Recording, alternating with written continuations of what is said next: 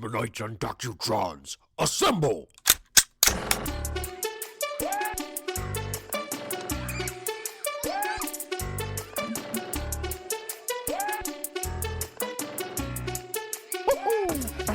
Okay, so back in the day, I was way above the wave, and I traded in the girls for the video games. I played so much Super Smash Bros. Here we go. Welcome, Beavemanites and Docutrons, and also for listeners today, with me I've got Ron. So if there's any Ronulans listening, there's probably more Ronulans than there are Docutrons, honestly. This is Beaveman of the Doc, and I'm in Renegade Beaver Studios, and Ron is here face-to-face as opposed to last podcast where my friend Micah was on, and he was in Arizona. Let me ask you this question, Ron. Yeah. Last week I did my very first podcast with my friend Micah in Arizona. Okay. And let me tell you, within the 4 days that I released that podcast, we had 55 plays, according to SoundCloud, on their stats. Okay. Why don't I get that with your episodes? Counterpoint, Ron. Well, I don't know. Maybe because the situation revolves around how popular I am. Right? So you're saying that people know you and they're like, oh, that Ron guy's on. Yeah, I don't want to crash the internet. Not that it could be not possible. Boy, that's a double entendre somewhere. Let's see. So the first podcast you did with me was... I didn't know I was going to be put on the spot here. Ecclesiastes. This was entitled Nerd Wisdom, Yep. Ecclesiastes, if you remember that correctly. That podcast net plays, according to SoundCloud, on the SoundCloud app, and this, of course, doesn't count Apple Plays and all the other different podcast sites, Okay. was 39. 39. All right. 39 since its inception. Now, it's been out for quite a few weeks now. It's been out for 1, 2, 3, 4, 5. Everything is so revolved around 6, numbers. 7. It's been out for like 8 weeks now, if I remember, according to this, I think. Okay. Now, my first podcast with Micah has 55 plays on it. It's been out for like 5 days. What is your excuse, Ron? Mike is down in Arizona, so he's probably... Am I correct, though, Arizona? Yes, he's in Arizona. Okay, so a lot of old people have nothing to do but listen to podcasts. Okay, so funny you should bring that up, because also on my app, it tells me the top cities where these podcasts play or who's been listening to them. Now, according to your theory, this is probably because lots of people are listening in Arizona. Is that correct? Is that your theory? Yeah. That was your theory, I'll correct? go with that since I'm backed into a corner now. Okay, so the majority of the plays, though, actually came from California. And, Via Arizona. and It's right next to Arizona. And not Arizona. Well, it's right next to Arizona.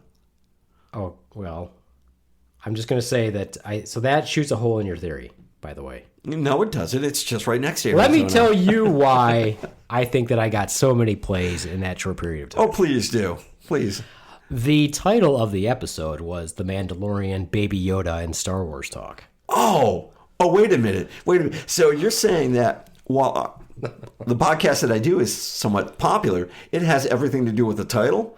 I think that probably because of the title and because of the hashtagging or keywords that I used, being one of which was Baby Yoda. And that was the trending topic of That was all the trending week. topic. And it's still the trending topic and will be the trending topic probably until next fall when The Mandalorian comes out again and we get new episodes. So to popularize our podcast, or I should say your podcast, you should... Always title it Baby. Yeah, always title it hashtag, whether there's any mention of Baby Yoda whatsoever, I should always have some sort of a keyword, a hashtag that says Baby Yoda. That sounds like a bait and switch idea, but I like that idea. I'm not going to go against it. Right? It does seem wrong, though, doesn't it? And isn't that what the Dark Force is all about? Really? What side do you We want? haven't decided which side of the Force the Baby Yoda's on. Exactly. So, when you want people to listen, that's the way to go. Now, despite your shady way of appropriating popular programming, I don't have shady your questionable way of watching popular programming or programming in general. Have you yet to see The Mandalorian? Have you seen that yet? No, I have not, because I don't do anything like that. But maybe I... Do you have any websites I should go to? No, better yet, don't answer that. No. So unfortunately, you have not caught any of the Mandalorian or Baby Yoda fever at all. Is that what you're saying? No, I haven't. Actually, given what I've been doing is I've been either training or helping out people set up their computers. All right. So I go out and I do that and then I show them. No excuse. It's been on for a while now. There's 8 episodes and it's over now. So you should have seen at least one of them by now. Well, does it count if I've seen clips on YouTube? Sure. Okay. Then I've seen clips on YouTube. It's not enough for you memes, to I guess. not enough for you to become part of the fever or get all feverish about it, though. Okay, fair enough. I suggest you do, though, and I'll tell you. Let me tell you why. Tell me why. Now, did you listen to my last podcast? Unfortunately, at this point, I You're did like, not. I've been so busy. I've been so busy training and setting up people's computers. That's the other thing. When people go, "Do you listen to my podcast?" I'm like, "Oh, of course I do. Of course I do." And that's my goal this How'd year. that actually. last one go? It was great. Just keep your responses very non-committal and general. I should. And then they'll I should. assume that you did indeed listen to them. But my goal this year is actually to listen to more podcasts, right? Because when dealing with clients and whatever have you, I need to zone out because I already know what I possibly need to do. And I'm not saying everybody should do this, but at some point when the rhetoric becomes overwhelming, because you're already there on the spot, they've already told you what you need to do, you know what you need to do. Right. At some point you just got to pop in some wireless earbuds and like, oh, I can listen to a podcast and still listen to you ramble on how the government's controlling population about. Well, depending on what podcast you're listening to, that might also be what you're hearing in your podcast at the same time. You mean I wouldn't listen to your podcast? Well, I would. I do think that you should listen to my podcast. I think I should. Obviously, too. I think everybody should listen to the podcast. That way I can monetize the podcast and I can do this for life. If I was able to do this for my career, imagine how much better my podcast would be. I'd have a soundproof room so that you wouldn't hear my phone ring in the background, which never fucking rings, but it's decided it's going to ring now. And I'd have some pretty kick-ass equipment. I'd have a soundboard. I think you know how when you listen to people on the radio, they make the little sounds and stuff like that. It seems very immature and stupid, but I think it would be fun to have a little soundboard that I knew exactly where. So if you did something and I thought it was really boring, I could hit the cricket noise or something like that. But the thing is, this is such a what's the word I'm looking for? It's such a great setup, actually. Believe it or not. Once again, working with some of the population out there who doesn't have a whole lot of money, right? And you see how you're set. Yeah, well, Don't confuse yourselves, Beavemanites. I do not have a lot of money. So if you want to send me some, yeah, definitely, right? But the way you set everything up is fantastic, right? It's showing that anybody can do that. I mean, yeah, exactly right. That is true because I'm not tech savvy. That is a good point. Anybody can podcast. I would like you not to podcast over the same topics that I do. Like the Mandalorian, like everybody else has this week. Or for the last 2 weeks. Hashtag Baby Yoda. If I get some more plays out there. So if you're going to podcast, I mean, look at your setup, right? Do you need an Apple computer? No, you just need a regular PC. If you can't do it on a PC because you have outdated software, convert it to Linux, right? There's so much more you can do on a limited budget. But true. You don't have to reinvent the wheel either. So if you have exactly what you're I'm talking saying. about, you could literally go online at the library and see, well, what have people done with this particular system or how to set it up? And people will blog on there or they'll make posts about, hey, this is how I did it if you want to do it. Because despite the fact that there's lots of podcasts out there, podcasting is growing in popularity, but it's a really only popular among a set group of people. For example, people with Apple, with iPhones, a lot of people that I'll talk to, and I mentioned the podcast, and they're like, "Oh, cool, what's a podcast?" And I'll tell them what a podcast is, and then they'll say, "Well, how could I listen to it?" I'm like, "Well, what kind of phone do you have?" And if they have an Apple, I'm like, "Do you know there's a podcast app that's built in on your iPhone when you first get it?" Most people don't know about all the tech stuff that's on their phone. But you can listen to it streaming on whatever device. They tell you whatever device it's on. You just, you have to have a data plan and, a Wi-Fi connection. For sure. And even with my podcast, with my podcast, there are apps that have my podcast on it that I never submitted them to, and you can find them on there. So for Podchaser and stuff like that, I didn't physically put my podcast on there, but it pops up on there. So there's multiple platforms that you can. This is another advertisement for Beaveman and the Doc. You can listen to us on multiple sites. I think I just said multiple platforms, but yeah, sites. And then you can do one more. Was that condescending? No, it's not condescending. I just said no, that. You can also. I said it in a more understandable way for people who don't understand computers. And then what you can do is put it on YouTube as a podcast, and then you can edit your own sounds into it, right? I've seen that done. You look at the Joe Rogan podcast, right? He does a podcast. I'm like, dude, why are you putting this on YouTube then? But it's just another medium to put it out there.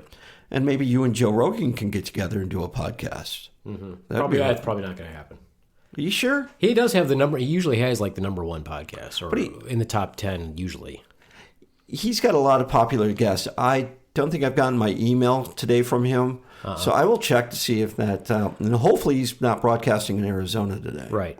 Well, I'd actually like to, I've said this before, I'd like to have, a few billion followers, at least 50,000 plays a day. That would be great. And then I could monetize it and do this for my living. Or it'd be okay if, advertisers would just approach me and say, hey, can you advertise for us? That would be great also. There's ways you can figure all that stuff out. The problem is, I have a full-time career also, and despite this being the habit, or not a habit, or a hobby of mine, I don't get to spend a lot of time doing it. I spend a fair amount of hours doing it with editing and posting and looking up topics, but to have it as your full-time job, that would be pretty fun. Wait, you took time to make a paper doc. I don't think it would make that. It looks great. I mean, it really was just a printer. We just blew up the picture of what we already have and made it. It really wasn't that difficult. It was a tongue depressor on the back. Wow. If we had the YouTube channel other than just audio and it was video, then you could see Paper Doc, which we should do that someday. And actually, we haven't acknowledged that Paper Doc is with us today. Go ahead and introduce yourself. Well, I'm Ron. How are you? Well, as you know, I am the Paper Doc, and this is my show, Beaveman, and but I digress. Paper Doc and the Beaveman. Everybody welcome. No applause. Hold your applause till the end. Please hold all questions to the end. And for those of you naked chicks out there, probably getting a little moist while this. All right, that's enough. Okay, you can just. A little moist. All right, just sit your perverted self down there, Paper Doc. You never know where the depravity is going to come from when you bring Paper Doc into the conversation.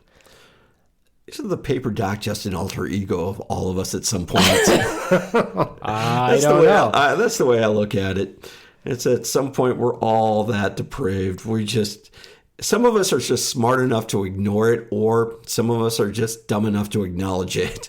Well, and some of us get to make excuses. For example, if you've had a relatively large head injury like I had, you can use that as an excuse and say, well, I had a very large head injury. And sometimes I don't have an internal monologue, or sometimes I go off in tangents that are not appropriate. And, for the internal monologue, if you had a podcast, which you do, you can voice your opinion. Right. I don't even know if I'm speaking right now, honestly. I don't know if I'm talking out loud. When I go back to listen to this podcast, it could be completely silent, and I'm not even sure that you're here right now. I had to be here. I got lost. It's like on my way out here, I got lost. And I've been out here, 5 or 6 times? No, 3 or 4 times now. This isn't a political podcast at all, but I did want to ask you a quick question. Yes. What do you think is going on with Iran right now? As someone who's ex-military like you and looking at the entire world like that, I take a different view of it. One thing, it doesn't matter what political leader was in charge of the country. It's the naysayers behind the scenes that say, this is the way it should be. And I don't necessarily agree with what they're saying. One, you're not on the front lines. Two, regardless of your political situation or your political views, Republican, Democrat, liberal, conservative, or whatever in between all that, as a soldier, you don't get to have those views. Those are denied. Exactly. You're a piece of property operating inside an authoritarian dictatorship. Yeah, that's true. But you're also defending the Constitution to have those rights. Sure. So when you come back and people go, well, I don't necessarily agree with that. That's when you punch them in the face and say, shut the fuck up, asshole. You know what? I mean, that's one way you can go. I would agree with that completely. I've got a friend of mine, an old friend who's very Republican, and he's putting all this stuff up on his Facebook page. And I'm like, I don't necessarily agree with what you're saying. There's a lot of the things that we don't see behind the scenes, right? Now, military guys, ex-military who's been in, can see what's going on behind the scenes versus what's going on in the front, what the media sees, what everybody else perceives. It's what's going behind the scenes, what's really going on, right? And when everybody says, oh, it's like this, it's like there's a deeper picture here. Not a conspiracy, but a picture here. Right. What do you see? And it's on a need-to-know basis. You don't need to know. You get to know. You learn what they want you to know, and that's it. And that's the way it should be, because it's a matter of national security in the first place. You don't need to fucking know. And when the president authorizes a strike or whatever, right, and the opposing team, regardless of whatever side they're on, they're like, well, why didn't they tell us? Because if you needed to know at that particular time, they would have told you. Right. Right? And they're like, well, we need to know. No, you don't need to know at that time. Because then you jeopardize what it is that we're trying to do in the first place. Just before Osama was killed, right? They brung everybody in, right? And that was just before it was going down. It wasn't it wasn't 3 days before. It was just before. And at that point, it was over before you knew it. And that's the same thing that happened right now with Iran and Iraq, right? If they would have brought everybody in before, at some point, right, because there's such a disagreement within the political situation out in Washington, someone would have leaked something out, right, and that would have tipped the hand. Even if it's inadvertently, they would have done it, and that's why it's important. That's what, again, and I agree with what you're saying, is that persons that were never in the military, and it really doesn't matter what branch, even though I make fun of them, whatever branch you're in, we all understand the same thing. It's operational security. OPSEC, yeah.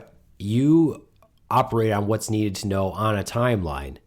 And there's no reason for people. One of the most aggravating things, if you remember in the first war, in the first Desert War, or Desert Storm, or beforehand, when CNN was on the beach filming the SEALs coming out of, and you're like, what the fuck is going on? Why do they know that stuff? They're jeopardizing what needs to be done. When they ask, well, how come we didn't know about that? Because you would have jeopardized the operation. One of the crazy thing is even on a post, the way that information gets disseminated is kind of obscure, because they try to do these things to help people out, but in the end, it can backfire. For example, when we were going to invade Haiti, and a lot of people don't even remember that we were going to invade Haiti. And I was in the 82nd then, the 82nd Airborne Division. It was going to be the largest airborne operation since World War II. We were going to cover Haiti with parachute silk. We were going to jump in and all this other stuff. And I was a door gunner then on a Black Hawk, meaning I shot a big gun outside the window of a Black Hawk helicopter. Well, my wife knew we were going to get locked down for Haiti before I did. Now, why is that crazy? Because some jackwagon, and I'm pretty sure it was our commander, knew ahead of time. He told his wife, who was the head of the wife's group, and she told everybody. Yep. So my wife's like, you're going to get deployed to Haiti. And I'm like, what the fuck are you talking about? I didn't even know we were in a conflict with Haiti. I didn't know we had a problem with Haiti. Next thing I know, we're getting a call saying, hey, we're getting locked down to go invade Haiti. I think it was 1986 when Operation El Dorado Canyon happened with the bombing of Libya. I was at that base, right? RAF Lakenheath, I remember that. And guys on the flight line were saying, we're doing live turnarounds. What? We're doing live turnarounds, which means they come in, the jets come in, they get loaded up, boom, off they go. And they were like, guys were like on the radio, what's going on? Why are we doing this? Lucky for us, right? I had a friend who worked comm, and they were on the phone with Reagan, right? So, boys, this is what we're going to have to do today. But we were also jamming, right, outside radios, right? So anything that was trying to get outside was being jammed. Anything trying to get inside was limited knowledge, right? So that's the only way. And at the point when it finally went down, it was all over with. But it was one of those things like everybody on the base knew something was up. And at the last second, everybody was brought in. This is what was saying. In fact, if I remember right, we didn't have permission to fly over France because of what we were up to. And ironically, Good old France. I think ironically, the France embassy over there got accidentally hit, I think. And you can go on Wikipedia because you know the facts are true. Yeah. Right. But Don't bash Wikipedia, man. Wikipedia is they do their due diligence. Yeah. They try. But, I use Wikipedia a lot, and if somebody wants to start a Wikipedia page on Beaveman and the Doc, please go ahead. That would be the coolest thing ever. yeah. But at some point, Make me handsome.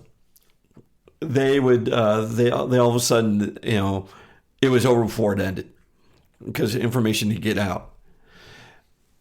But if there was a war game going on, and I say war game versus actual thing, local townies knew when the war game was going to be over with because, you would do a war game.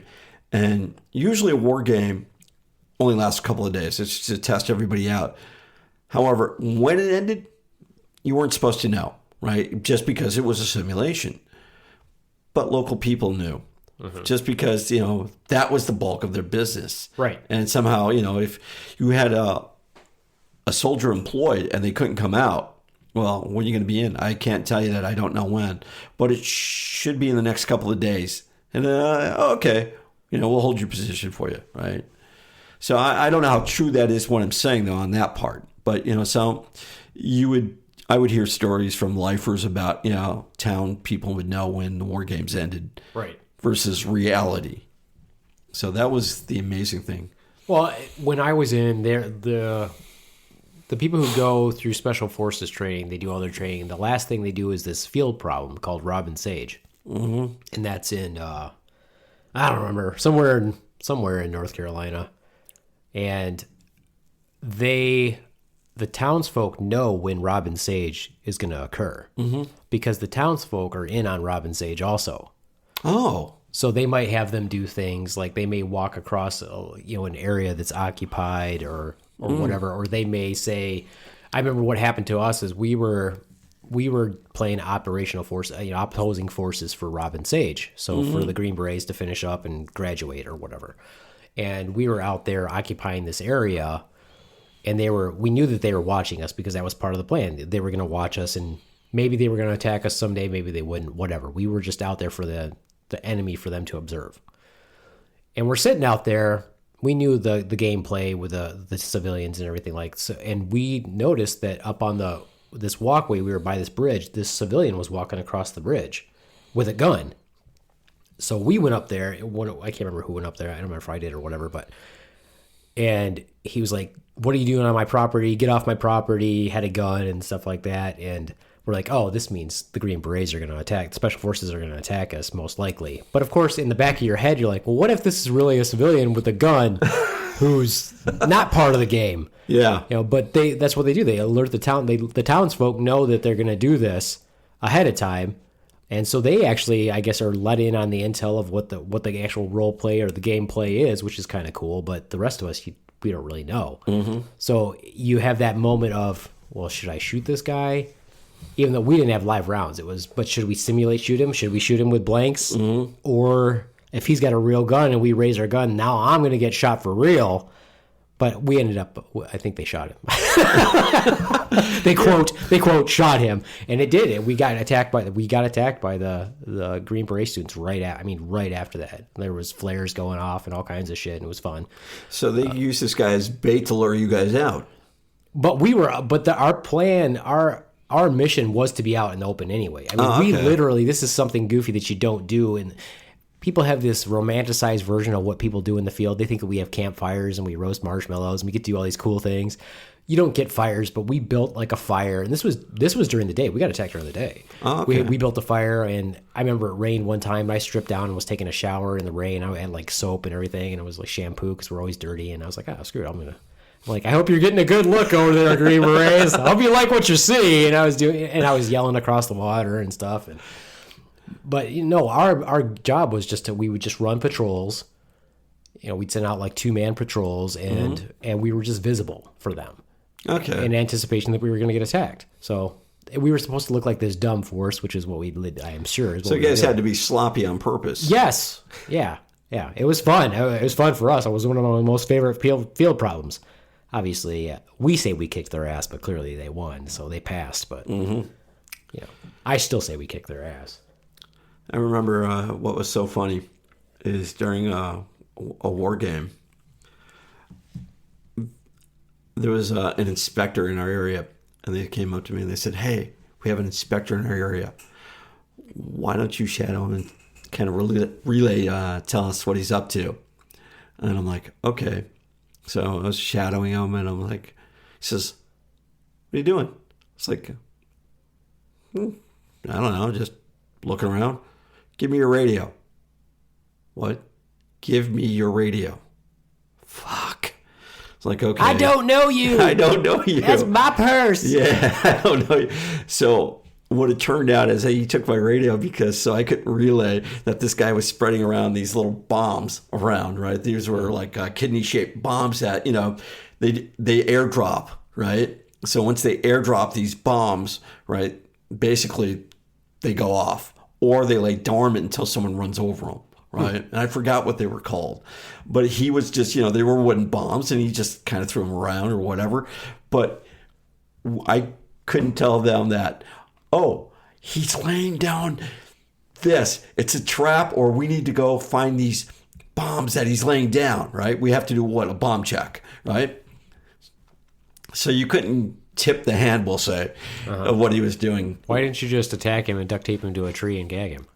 I heard stories about that during a war game, that some guy took a wrench to an inspector because he was in the area. He didn't know who he was, so he took a wrench. Like for us, when we, quote, war gamed, which was every time you went to the field, you had specific criteria. Like if you don't know who this person is and they don't know like the challenge and password. I know who this person was. He was actually part of our section, but I couldn't walk up and go. Yeah, but if he was doing something he wasn't supposed to be doing, I'm like, oh well. As far as I know, he was part of. He's working for the other side. There's this thing called common sense. You know what? Apparently, Air Force has a lot of common sense, because let me tell you something. It didn't matter to us when we were doing those things if a 4-star general came up to our gate and didn't know the challenge and password, and we were guarding a site or whatever, whether it was our site or somebody else's site, because infantry a lot of times has to go do this stuff. Yeah. He wasn't getting in. No, I didn't say that. You're not I said this in. guy was an inspector basically for the war game, during our war game. There's a complete difference, right? Oh, you're talking. He was supposed to be there. He was supposed to be setting down everything. Type person. What's that? The controller. Yeah, he was supposed to be basically setting down stuff and seeing how we react to the situation, right? However, on that note, what you just mentioned, I got called up and an inspector came up. Right, and I don't know what the term is for what they're called, but they were part of the Air Force, and they go, "Who's the highest ranking guy here?" And I said, "Me," and I forgot what rank. He says, "Bang, you're dead. We'll go report to this building." I'm like, okay, so I went to this building, and they had us all sit around, and they did moulage on us, right? Fake war, and I thought that was so cool. So they said. But you're dead. Why would you get anything like? You should just have a tag that says you're dead. No, they were going to do. They did war wounds on me, right? They did bullet holes and burns on me, right? Made me look real. And then I wasn't the only one. There were like 4 or 5 of us. And then they trucked us all the way out to this Tab V, this hardened shelter, right? And I think we had the base commander with us. It was the base commander. Yeah, I think it was the base commander. And he pounds on the Tab V door, right? Now, the premise is we were supposed to go inside, lie down. He calls the attack, right? For the entire base, goes off. We were wounded. How do you deal with us, right? So this is all based on the question I asked you about Iran, by the way. Yeah, for those of you still listening. So he pounds on the door, and on the other side, "What's the code?" And he tries to say it. Screws it up, pounds on it. "What's the code?" "Base commander, let me in." "What's the code?" He turns around to us. What's the code? And we all know it because, we were playing in the game. So we actually had to tell him what the code was for that day to get into the hard shelter because he didn't know or he'd forgotten. And it's like once we said that, the guy let us in, and then all hell was going to break loose. And that's what happened. But I found that story so funny. Here, you're in this war game. You're one of the main guys for this game, right? To see how we react on, not only on an Air Force level or military level, but on a NATO level too, to a point. And you don't know how to get into your own hardened shelters. Right. And I thought that was hilarious. Not that it hasn't happened, but we were also... He's just a man. He's just a person. Yeah, you're just a person. Those things happen, but yeah, he's a moron. But back to what you're saying, it's all like a need-to-know basis, too. That's why, every day we needed to know a different code to get into the hardened shelters. Right. Then we're going to let it... And back with Iran, back to this Middle East escalation, did they do the right thing? By not telling people? I think they did. Yeah. Right? Was it going to happen one way or another?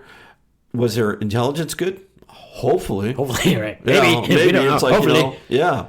No, but again, I think that because there's so few people that are in the military and that served in the military out of the general population of the United States, you just want to slap people or throat punch them when they're like, well, how come they didn't know? How come these people didn't know? And like, because it's a need to know. It's period. That's how things work. If you want to not jeopardize American lives, then not everybody needs to know what the fuck you're doing, asshole. Oh, I agree. And the other thing is, there are two types when it comes to dealing with this. There's the diplomatic way, then there's the brute force way. Well, he's diplomatic now. He is now. But, now he's being diplomatic. He's like, let's not continue doing anything. If you look at past, they were very diplomatic about it. You see all these things where politicians were kissing the Middle Eastern's ass. It's like, it was more for, if you went in deeper, it was more for an American interest and a global interest at some point, right? But when that didn't work, it's time to turn up the heat, right? And at some point, it's like you're endangering too many lives.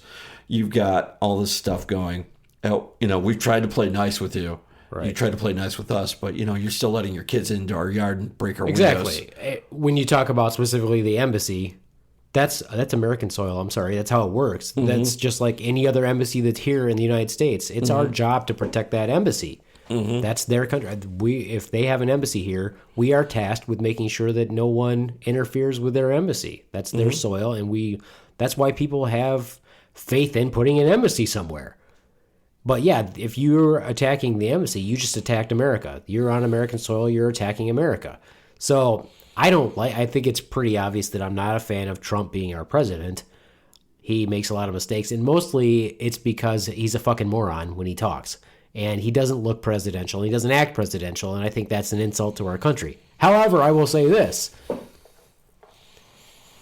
He didn't just sit on his thumb and shove it up his ass when our embassy got attacked. At least he did something, and at least he makes sure that we don't have a repeat of Benghazi or any bullshit like that. So I don't have a problem with that. Do I necessarily feel like you need to bomb people? Not necessarily, but I do think that you should show force and make sure that our people are protected. And of course, anytime you deploy the 82nd Airborne Division somewhere, it should strike the fear of the heart of the others.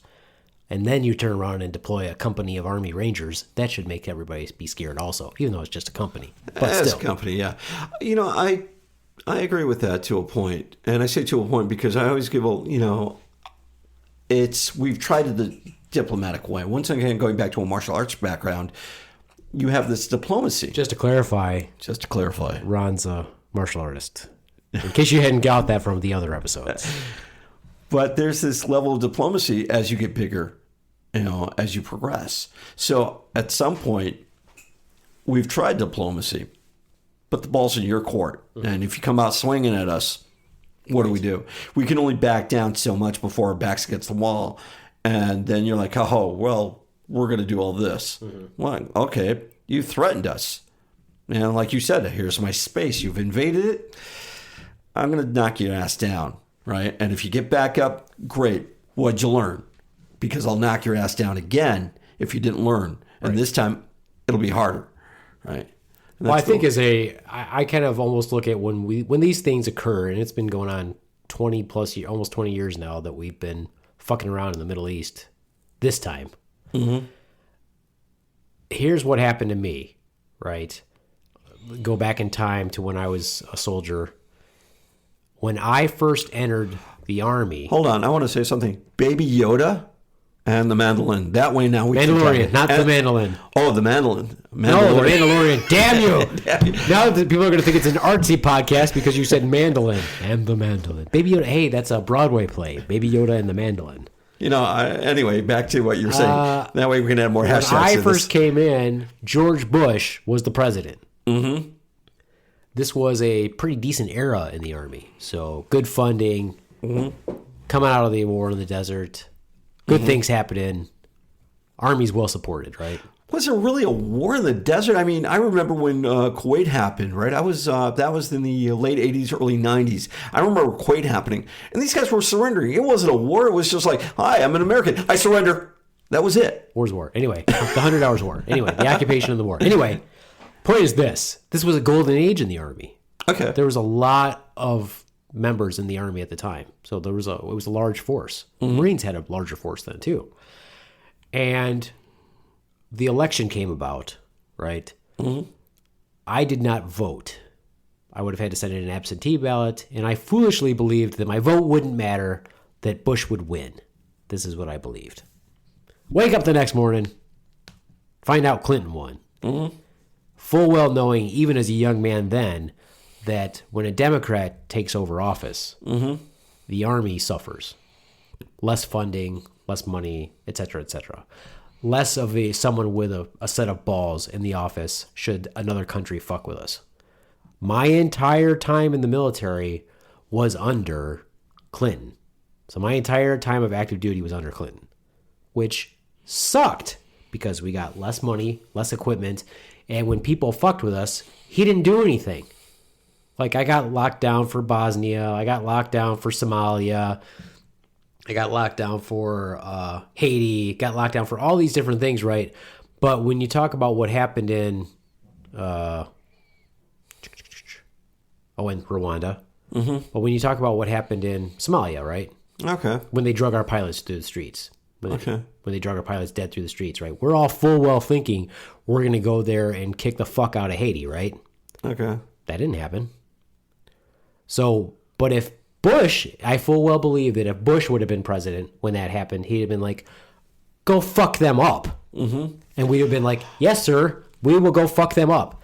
So as a soldier, when you're sitting there, you don't pray. Well, I won't say that you don't pray for war, because as an infantryman, they brainwash you, and you basically do pray for war because that's what you were trained to do. That's what you're supposed to do. You're supposed to go to war. You're supposed to fight. You're supposed to preserve peace and democracy, but your job is to fight. You train to fight. Mm-hmm. That's what you do. Like the Jedi. No, I think that infantrymen are more like the Sith. Okay. They're definitely not like stormtroopers because they can hit their target. Okay. So you train for that, and then you turn around, 9/11 happens, now I'm in the National Guard, and I'm older, but you still think, okay, well, I'm going to go play this football game that I've been training for my whole life. So now, as an older person, I look at it both ways and go, well, if I was a young man back in the day, and this whole thing happened with the embassy and everything, my mindset would be, okay, Trump's going to tell us, let's go beat the fuck out of them, and we're okay with that because that's what we were trained to do. Mm-hmm. As an older man, looking at it and saying, well, I can remember what that mindset is, so I know, I would think that the majority of the kids now are sitting there going, we're just waiting. You tell us to go, we're going to go fuck them up. And that's the mindset they should have. Mm-hmm. As an older man, I'm like, I don't really want our kids going over there to deal with this bullshit just because we have to show that we've got big nuts. But I can see the precedent that we set if we don't do something. And he did something. He already responded. And he responded with troops to support the area, which is good. So even though I don't like Trump, I full well support the measures that he's taken to make America look like a power and to tell people, you don't fuck with us. Because if you do, we're going to fuck you up. The one thing I think a president should have, right? Large set of nuts. Yeah, well, okay. Well, if they're female or male, doesn't really matter. It's okay if the female has large set of nuts also. But it's metaphorical nuts. Oh, metaphorical. Okay. I can get behind that. It doesn't sound good if you say you want your female president to have a large labia. Or, well, we've had some large presidents ovaries, like that. Large ovaries. We want her to have large ovaries. It doesn't sound as good as metaphorical nuts. Metaphorically speaking, but I I think a president should have some sort of military background at some They point. do. They're the commander in chief. Now they have a military background. Well, yeah, that's They have the most power out of anybody in the military. They do to a point. However, just because you play, Call of Duty online does not make you a general, right? So, I mean, you look at some presidents in the past, they were military, right? And they had that foreknowledge of if I send people to war, what's the outcome? Now, they had their generals and their staff on their side to do that. So they could all saying, go to war, except the Air Force guy was like, oh, this isn't right. Well, yeah, just, push a button. Push a button. No, it's not us. Yeah, it's not us. But the thing is, they had a different perspective versus someone who played Army and got out of it with bone spurs. Right. And if you never were in the military, right, and you were just a diplomat, you don't see that side of the war. You don't see that outcome. You just see, well, let's play nice. And you don't get that outcome. Right. And I kind of like it that if they do have a military background, they see both sides. They can see that they're being backed into a corner or they're bluffing. Right. And if they're being backed in the corner, show force. Right. If they're bluffing, you bluff harder with the conflict that happened in North Korea. Kim Jong-un would send missiles, but they were just far enough to be outside the range to cause a conflict. And, Trump or whoever was like, all right, I can't do anything. You're stepping right on that line, but you haven't stepped over it. And the minute you do, that's when I'm going to come at you. Right. But what could he do? He could beef up security in that area to say, okay, you're putting your toes on the line. I'm going to put my toes on the line, but I'm not moving until you do. Mm-hmm. Right. And that's what I'd like to see. Yeah. Versus, well, no military background and not seeing an outcome on either way. Yeah, I mean, I'm not saying that we should go to war with anybody either. I'm saying I agree with what you're saying. I think that if there's a show of force, or if there's something that we don't like that threatens our people, and clearly, or there's the plans to threaten our people. I mean, I'm sure that they're quashing plots every day, mm-hmm. and we act on it to show that you're not going to fuck with us and get away with it. I think that's totally appropriate. I don't think that we should go to war unnecessarily, and I definitely don't think that we should do what we're doing in Afghanistan, what we did in Afghanistan and Iraq that drug out for 20 fucking years. I think that we could have gone in there and did a show of force and beat the fuck out of them and then came back. At some point, it became too diplomatic. At some point, mm-hmm. It's like, okay. And honestly, it's sort of like old wars. I don't know why. And I do know why, but I want to say I don't want being dumb. I want to say I don't know why we just don't let the government kill itself. Yeah. Basically, you don't want us here? Okay. Fine. But here's the thing. Just don't mess with us. Yeah, don't mess with us. And here's the thing. This is how it becomes diplomatic versus force. Fine, you're off the world market. What? You're going to, you want this conflict within your own people? Fine. You want it to spread? Fine. But we're going to take you off the world market. No water, no food, no oil, no trade, nothing. You're done, right? And even worse is surround that country. What? Surround the complete country, right, with forces so nothing gets in or out. I think Caesar did that when he invaded places. He would, if I remember my history right, and I could be wrong again, is he would invade and he would surround the town. And when he would surround the town, no one got in or out. So basically, he starved that town, right? That area. Mm-hmm.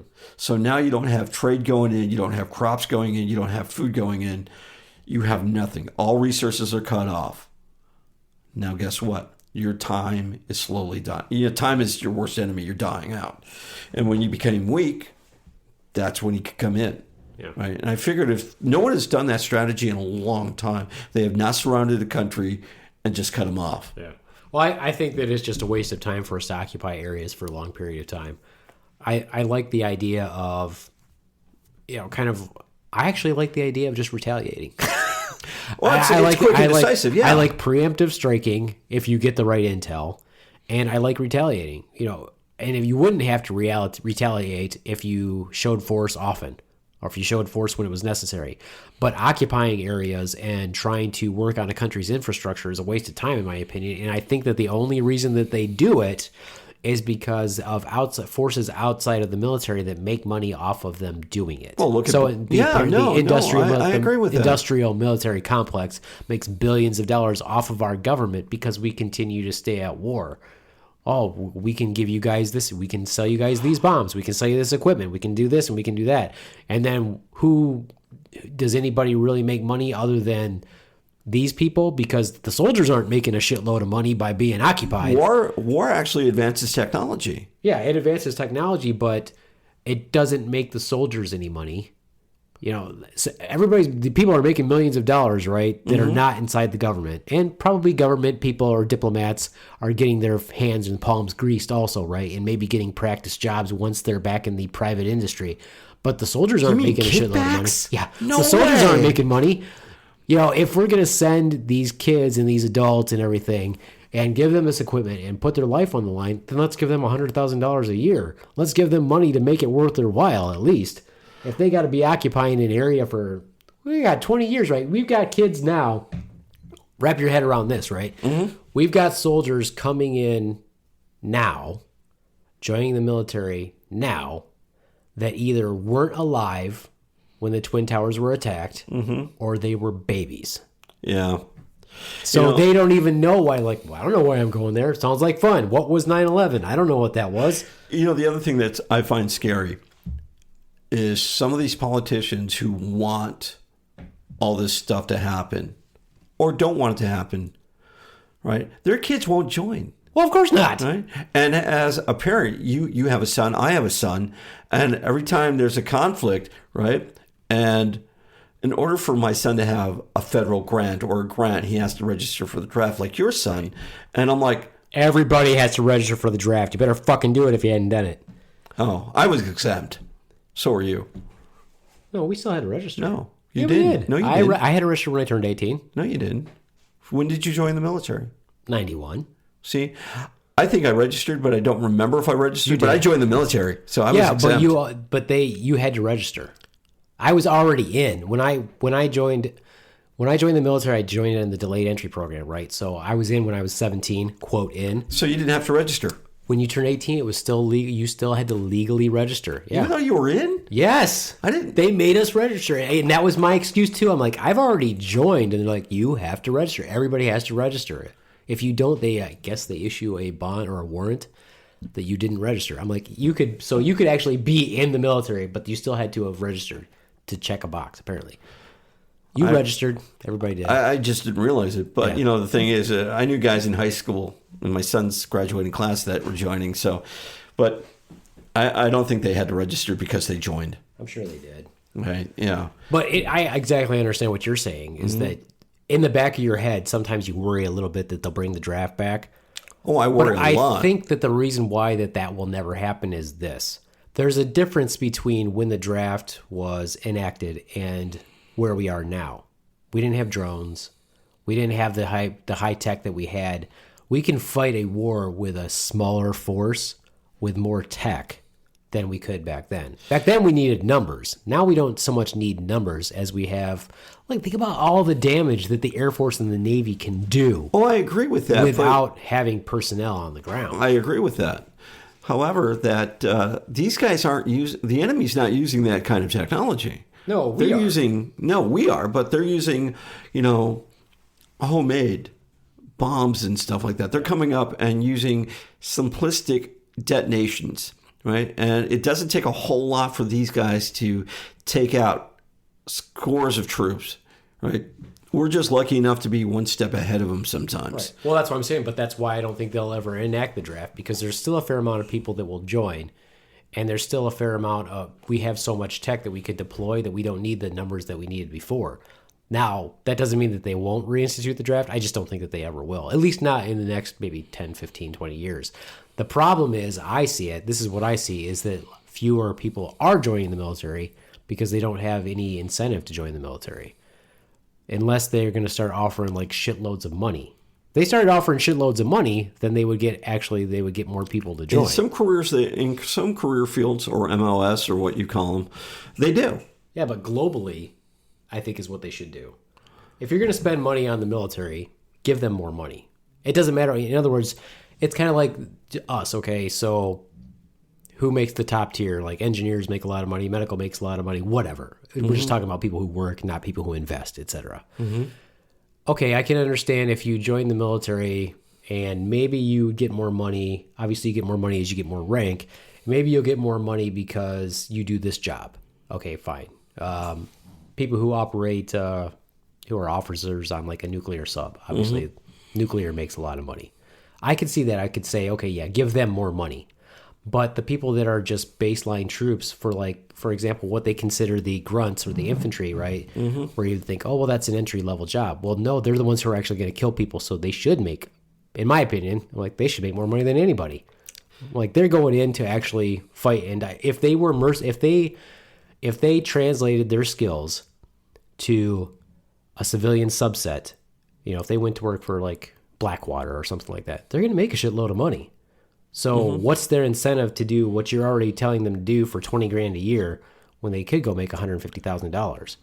So I think that what they should do is they're already spending billions of dollars on the military, but that's not trickling down to the people who are actually doing the work. You mean that trickle economics is not working either? No. I don't get this.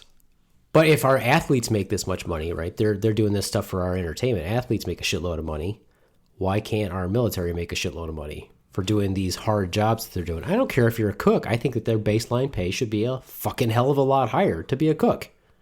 Make this attractive for them to go in, and then we would never have to worry about the draft. We'd have people who want to fucking be there, not because their life situation made them go there, but because that's what they want to do. Well, what do you think about a conscript then? A conscript? What do you mean?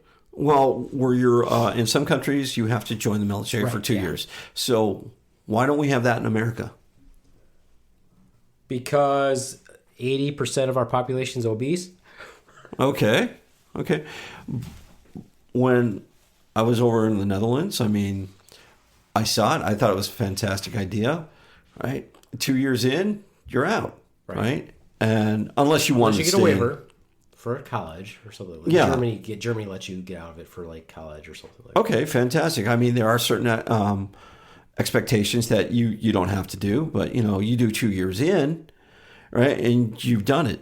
So why don't we have that then? I don't know. I would agree that we should do that. Right? And that would give every opportunity to those kids who don't have an opportunity to get a trade, to go in and learn something. And then they come out, right, with possibly a GI Bill, medical benefits, or whatever benefits that they can apply to the real world versus trying to... Yeah, because you're going to have like the other countries, when they get out, depending on how big they are. Well, if you talk about like Norway and like the Netherlands, a lot of them still, they're technically all home guard, right? I think so. So one, if you wouldn't necessarily have to do that with the United States, but you could do it where they did it with all of us, where they said, okay, I know that you enlisted for 3 years or you enlisted for 4 years, but you're obligated to us for 8. Everybody's obligated for 8. I don't know what they do now, but we were. Mm-hmm. So even if you did your 2 years, they have that option to call you back for 6 more, should anything happen. But no, I think that's a good idea. Not only is it a good idea for that respect, but the other thing is this. I think that people who served in the military are 100% more patriotic than everybody else because they understand what it means to defend and uphold the laws of the Constitution and to protect the country. So if you had that, you probably wouldn't have as much bickering as you have now.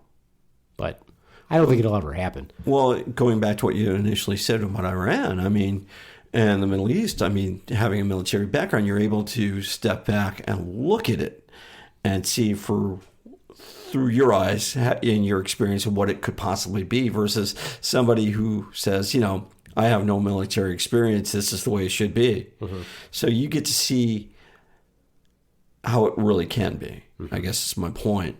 So when someone says, "Oh, they're going to blow us up," I'm like, "Are they really? Are they? Right. versus this guy, this general who died over there, right? And they had this mass, right, funeral for him, right? And I was listening to a conservative talk show, and that's all he could do is bash the Democrats on how they approach things and say, okay, they were doing that, and bash the news. And I kept on applying everything that I knew about the military and everything I knew about the situation. And I'm like, while your facts are somewhat okay, you're not seeing it through this. Right. You're not seeing it this way. You're just seeing it your way. And you want your listeners to see it your way. And what you're doing is you're just as bad as everybody else spreading this misinformation about everything else. Right. And it just, honestly, I don't know why I keep listening, because I get pissed off. Because I'm like, But that's why you listen. to get, But you to also get upset. give them, but Road you rage also is always increase good. you also increase their ratings because you do listen. But you also have to remember, and that I'll play devil's advocate here, even though I don't like to, is maybe our programming makes us, I mean, your programming and my programming makes us see it differently, and maybe we're wrong. I don't think so, but there's a possibility that's true too. But I think that it all still comes down to this, for me, is we have a history, we have a lineage, we have the importance of wanting to protect our people. Whereas they're sitting there, they're throwing a fit because we killed one of their generals. Guess what? We'll freaking rain hell down on your ass if you kill one of our privates. Mm-hmm. There's the difference between us. There's another difference too, and I don't think it's applied, is that if you kill one of our generals or one of our privates, yes, we'll rain hell down on you, but they could be easily replaced with just someone just as deadly or deadlier. Right. Right? So where they go, this guy was a top general. We have generals waiting in the wing to be replaced that'll take over this guy's spot. And with the luck of the draw, this guy may not be a diplomat. He may just be a lot more angry. He may be a hell of a lot worse than the last one. Yeah. So, whereas, this guy got taken out for good reasons. Is his replacement just as mean? No. And you're holding a big funeral for this guy? Okay, great. Yeah, good for him. Yeah, good for him. See what happens when you do that to one of us, right? I agree with you on the private, right? It's like, yeah, rain, hellfire, bring it in. But the guy coming up behind, it's like the Spartan 300? Where it's like everyone was identical, right? And if you eliminated one of them, they had another one to take his place right away. Right. And that's the way our military is. Yeah, okay, you eliminate somebody. Okay, here comes the next guy coming in. And he just, and you just killed his brother, so he's just much more pissed at you. Exactly. You think that it's a big deal that we killed one of your generals, and they make a big show of it and everything, but really from the tier down, how much of them really give a fuck that we killed their general, other than naysayers, right? You kill one of our loved generals, that's a big deal. If you killed a private, you just made every other person in that platoon want to kill you. It doesn't matter.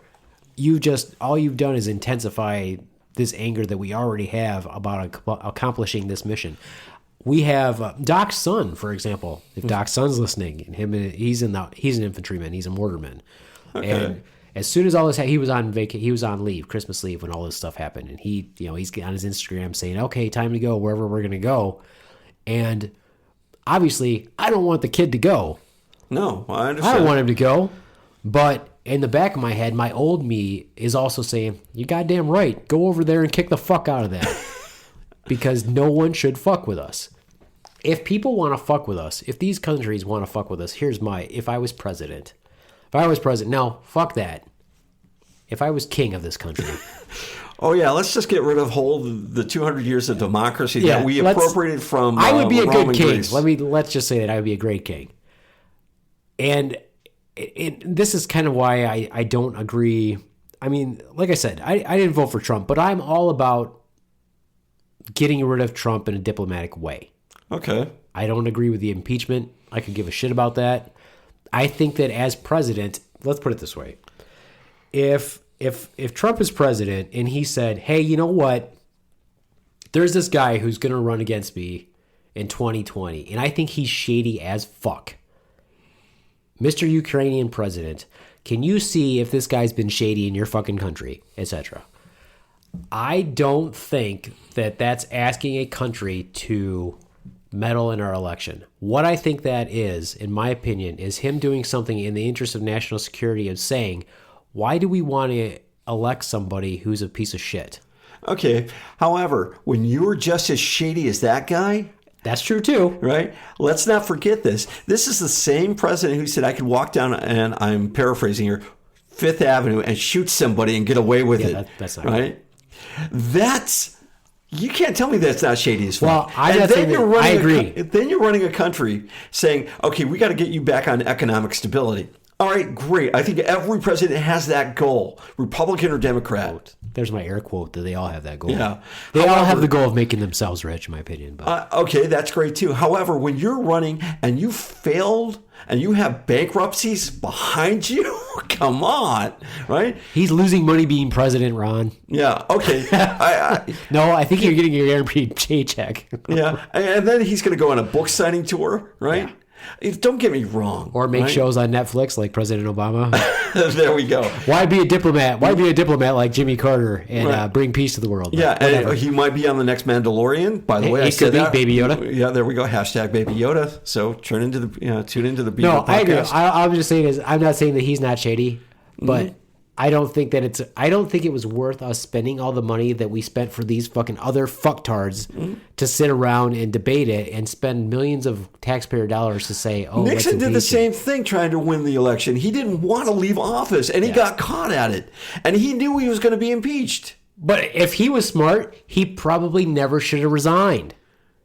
Because getting impeached is one thing. Getting removed from office is something else. Right. Would he have actually got removed from office? Yeah, all the evidence was against him. But how bad is that? I mean, how bad? Whatever. The point is, when I'm king, what I'm saying is this. Okay. When I'm king, I would say that I would bring all of our people back.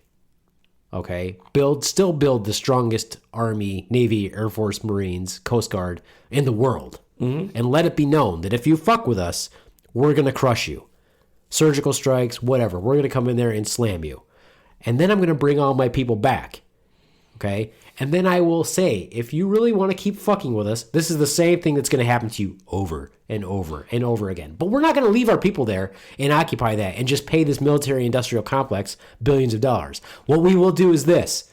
If you insist on, I'll issue it to the whole world. You insist on doing this, come here. Come here to fight. And I'll tell you what, I won't even release the full wrath of my Army, Navy, Air Force, Marines, and Coast Guard on you. What I'll do is this. I'll just tell my citizens. Mm-hmm. This is the most armed force, without counting our Army, Navy, Air Force, Marines, and Coast Guard, in the world by civilians. This is why no country will ever invade the United States. When the average household has, I'm sure, okay, I have, conservatively, let me see, I got 9 guns. Mm-hmm. So I can arm every member of my household.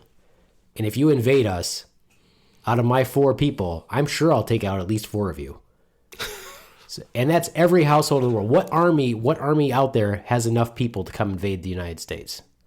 I mean, in my opinion, what we'll do is we'll just send all the hipsters at you that don't believe in guns.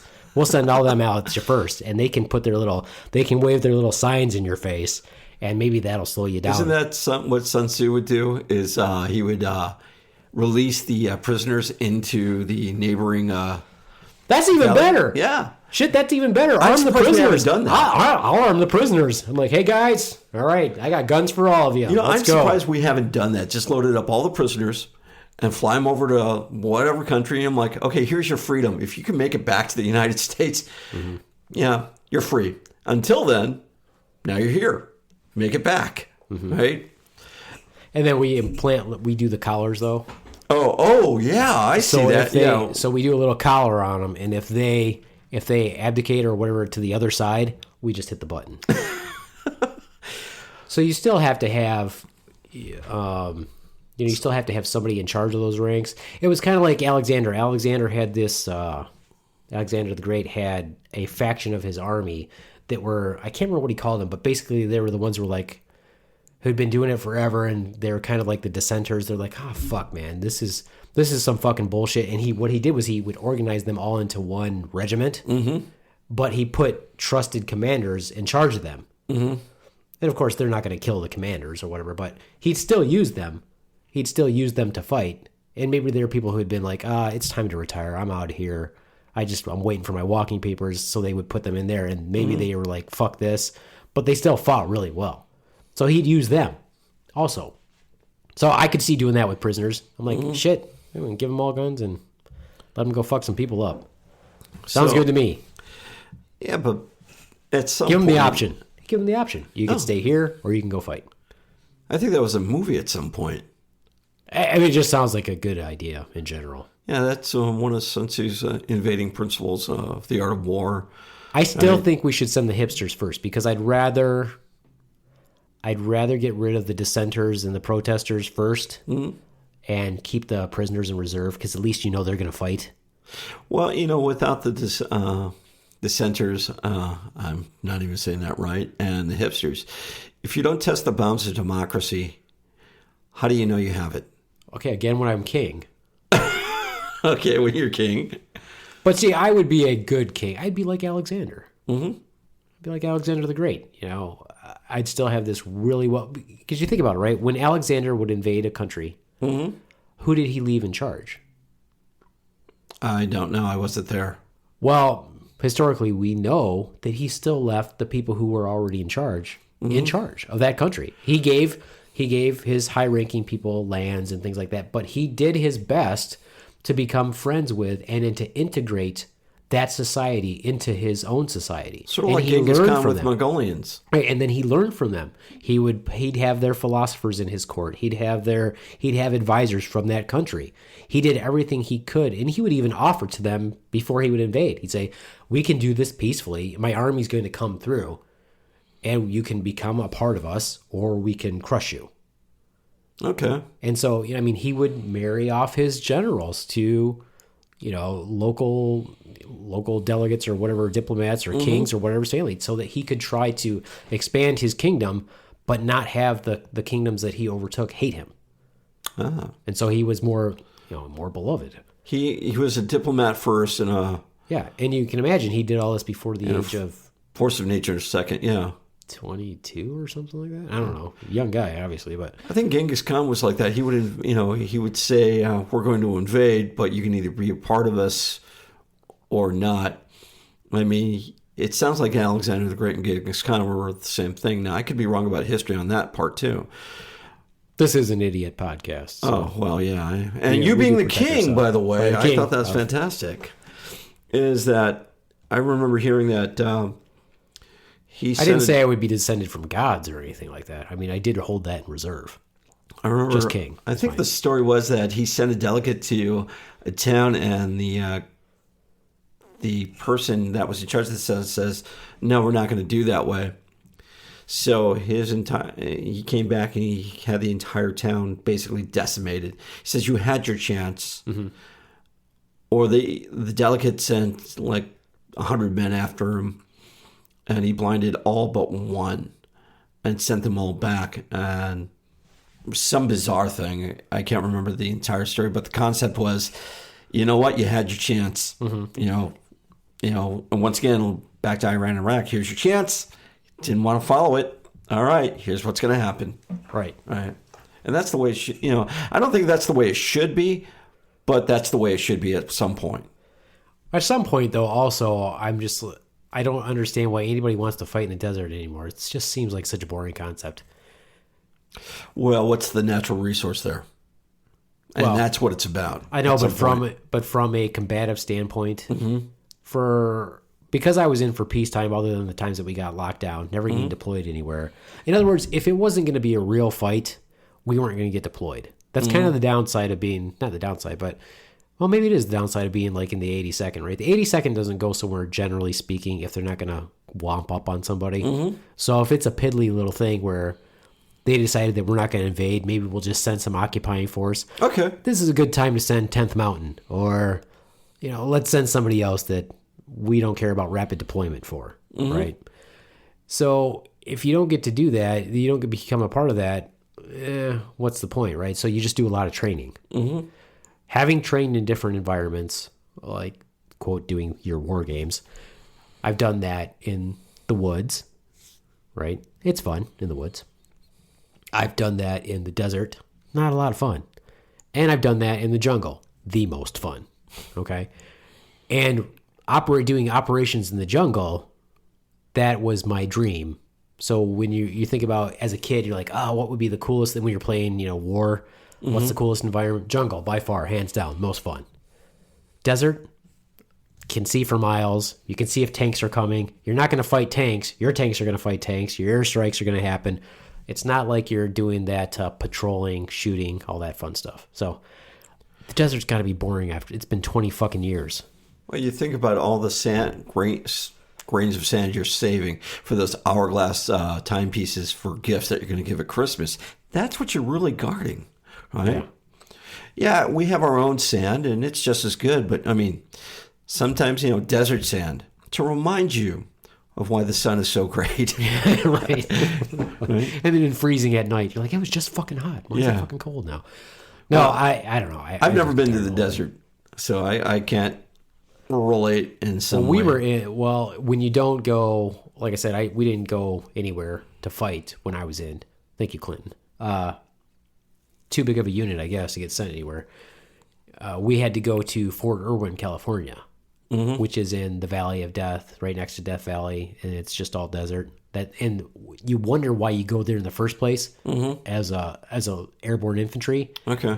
Because airborne infantry, we don't drive around in vehicles. We don't ride in the back of troop carriers. We don't play with tanks. Once again, every war game I've ever seen on TV is wrong. It's just different units. Oh, okay. Infantry does have mechanized infantry, but the 82nd is not mechanized. It's airborne. Okay. So we walk. They drop us in, and we walk everywhere. Or the trucks might come and like, hey, we got to go 100 clicks or whatever. So they'll drive us there and they'll drop us off, or they drop us in by parachute. We don't use vehicles. Did you guys ever think you guys could get there faster if you used Uber or Lyft? In the desert? No. Okay. No. And then you're worried about them making sexually inappropriate comments to you. And no. But I mean, the same thing with the jungle, right? So I'm just saying territory or terrain where it's the coolest to fight, jungle, hands down. Woods next. Snow, not so much. No one. Not a fan. Desert, definitely not so much. When I was I will pick the desert over fighting in snow. When I was up at Loring, right, up in northern Maine, or what they like to call Southern Occupied Canada, as my wife would say, we would think, who the hell would invade this base? I mean, if they're invading, it's just to stay warm. Right. Like, no, we don't want to fight. It's just, it's slightly warmer here. Yeah. Interesting is what was the resource up there? And actually, it's nothing but snow. It's a great place to live if you like it. It really was. But when the wintertime, it sucked. Yeah. It was really, really cold, -10 to -20. I did love the area by the time when I got up there. It was great. Mm-hmm. But when it got cold, and you're thinking no one is going to invade unless they're just trying to stay warm. Right? So I don't know what the best terrain from. So you're saying if we ever get invaded, it's most likely not from the Northeast? No, I don't think it would be. Well, that's how they'd probably get over the border, though. Right. But again, if you're going to invade the United States, even up there, you're going to have a lot of Easterners with guns. So good luck. Mm-hmm. And they're going to be used to the cold. So if you're invading from a country that's not used to the cold, you're going to be doubly screwed. Yeah, fighting in the cold sucks. Oh, I can imagine. It really saps your energy. Mm-hmm.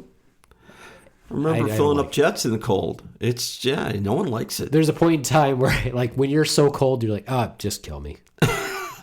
But then the enemy's probably thinking the same thing, and so nobody's shooting. They're like, fuck, with somebody, it's just fucking cold. Yeah, no one likes the cold. I don't mind it now, but there's a difference between the cold. There's a difference between the cold and really cold. Like where we live in Michigan, it's cold, but it's not cold like where you were. That's really fucking cold. And I was in one of the coldest spots. Have we even got to 0 yet this year in Michigan? No, I don't think we have. have. And that's not one of the coldest places in North America where we have bases, right? What, actually, North I think Dakota? it's North Dakota, North Minot, Dakota. and that's actually in the center of the United States. Well, we have Alaska also. Yeah, but Alaska's, I want to say that's cold, but they're actually experiencing a heat wave this year. Well, I don't know. North Dakota's got to be. Well, and then where the 10th Mountain is, 10th Mountain Division, they're in New York. They're in the mountains of New York, and I know they get cold because I've seen like their cold weather gear back in the day, what they had for cold weather gear. And I'm like, that's unpleasant. That's where you did not want to get. I did not want to get ever stationed in 10th Mountain Division. I didn't know New York had mountains. Yeah, I didn't know that. yeah. I know that northern Maine had mountains. Geography lesson. So does Pennsylvania. They got mountains. Shit, we got mountains, sort of. Where? Way up north. Oh, well. In the UP. Okay. Got mountainous area. Not what I would consider gigantic mountains, but we got mountains. They're wooded. Not like in the mountains in Colorado and shit like that, but we got mountains. I didn't know that. I guess people in Well, Colorado. I think I guess knew people that. I think I knew we had mountains here. You're Iron Mountain, right? Yeah. Yeah. I think I knew we had mountains. I don't here, think it's but just a not clever name. in- I don't think it's. I didn't know they had them in New York. I thought they were skyscrapers. We in call New it York. we've got the Porcupine Mountains in Michigan also. I think I heard of that somewhere. Geography lesson, people. Geography lesson. Geography. And that's where probably Baby Yoda is. It Once could again, be hashtag where Baby Yoda. Baby Yoda's residing, Yep. possibly. Yeah, I'm throwing that hashtag out there so we get more hits. Well, this has been good. And we never got onto the topic of what But today's we never topic mentioned was. that topic, so that's okay that we didn't get onto that topic, and we could save that topic for later. This all stemmed from one question. All he did was ask about Iran, and Ron went off on a tangent. I really just assumed that he would start singing. Like, and Iran. I thought about that, but whatever. Flock of Seagulls is not my bag. No. Well, okay, so the point is, people, point is- you got to listen. You got to get those plays up because Ron got spanked by Micah.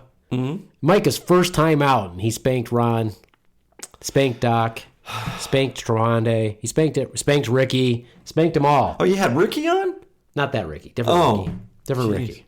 Wow. All right, so get out there and listen, people. Pass it along. So we got to get some advertisers. What's going to be the title of this podcast?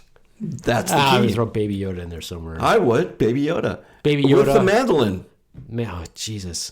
This is not a Broadway play. It's not some artsy film. It's not Baby And Yoda and the Man. before we sign off, I told my wife, it's like if you ever want to get John pissed so bad, mention how good all the Star Wars episodes were. I mean, every one of them rocked. And you just watch his eyes light up like a 4th of July firecracker. Clearly, you didn't listen to my last podcast because Micah shares the same opinion as me about the prequels. So just so you know, I'm going to be like a conservative talk show host. I know what's right. However, I'm going to push your buttons to get a reaction. Well, it doesn't push my buttons that bad. I just happened to be go off on a tangent that day. Well, this has been Beaveman in the Dock with our special guest, Ron. Hello. And for you Ronulans out there the listening. Ronulans, yeah. And that's it. Yeah, Wrapping it up. buy Beaveman's merch, by the way. You'll find it online, hashtag Baby Yoda somewhere. Right. All right. Adios, mooch fuckos.